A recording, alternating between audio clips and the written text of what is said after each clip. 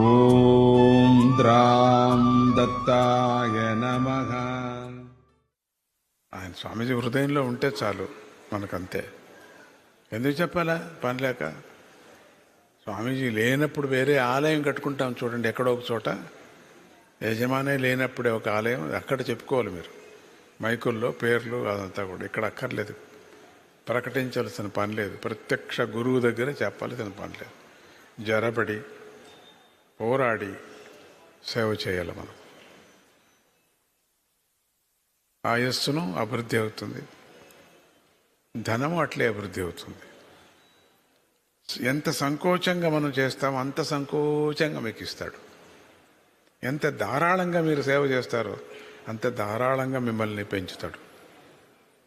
అది జ్ఞాపకం పెట్టుకోండి. ఇంపార్టెన్స్ కావాలన్న వాళ్ళకంతా వెనకల పోతూ ఉంటారు వాళ్ళు.